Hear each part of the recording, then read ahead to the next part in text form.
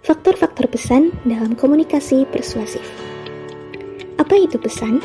Blake dan Haroldson mendefinisikan pesan sebagai sebuah simbol yang diarahkan secara selektif yang diperuntukkan dalam mengkomunikasikan sebuah informasi. Dalam proses komunikasi, pesan dapat disampaikan secara sengaja atau intensional dan dapat pula tidak disengaja atau unintentional. Pesan tersebut dapat disampaikan dalam dua bentuk. Bisa berupa verbal, bisa juga berupa non-verbal. Sebuah pesan dapat dikatakan efektif bila maknanya tersampaikan dan dipahami dengan baik oleh sang penerima. Lalu, apa saja ya faktor-faktor pesan dalam komunikasi persuasif? Yuk simak!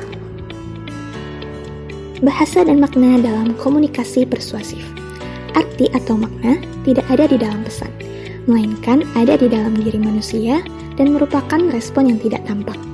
3 prinsip mediation hypothesis mengemukakan bahwa kita cenderung memisahkan respon yang tidak menuntut banyak usaha atau tenaga, respon yang tidak menghambat respon yang kita buat untuk stimulus distal pada permulaannya, dan respon yang dapat membedakan stimulus tersebut dari stimulus lainnya.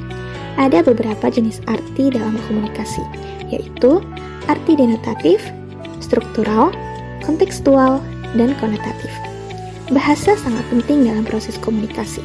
Penggunaan bahasa yang tidak tepat dapat mengganggu proses berpikir seseorang.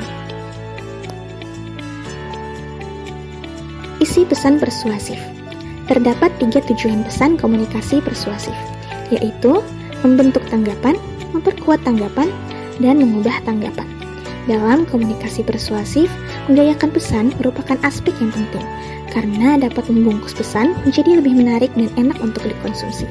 Seorang persuader harus memiliki gaya perolehan perhatian yang mengesankan, yang dapat diperoleh dengan cara menggunakan bahasa yang jelas, luas, dan tepat.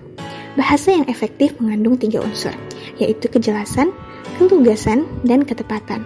Agar komunikasi persuasif berfungsi dengan baik dan efektif, maka dalam penyampaian pesan-pesan persuasi harus disertai dengan gaya yang mengesankan, menawan, dan tidak membosankan.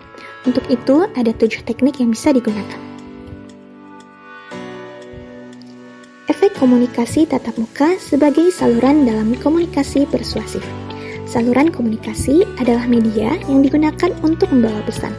Saluran komunikasi ini memiliki 7 dimensi untuk mengevaluasi efektivitas saluran yang berbeda.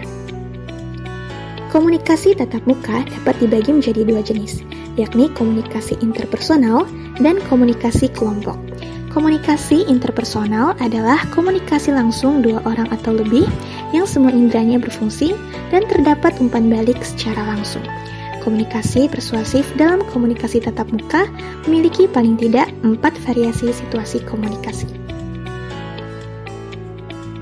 Efek interaksi kelompok sebagai saluran dalam komunikasi persuasif. Interaksi di dalam kelompok menimbulkan suatu energi yang membawa kelompok itu menjadi dinamis. Penggunaan energi kelompok ini dipengaruhi oleh grup sintality atau kepribadian kelompok. Afiliasi kelompok berperan dalam membentuk sikap yang dapat mengapresiasi sejumlah faktor penting seperti hubungan kelompok primer, tekanan konformitas kelompok, dan lain-lain. Referensi grup adalah seseorang dalam setiap kelompok melakukan referensi atasnya. Seseorang menggunakan kelompoknya untuk mengukur dirinya dan sebagai sumber bagi nilai-nilai sikap pribadinya. Ada 2 fungsi kelompok referensi, yakni fungsi perbandingan sosial dan fungsi pengesahan sosial.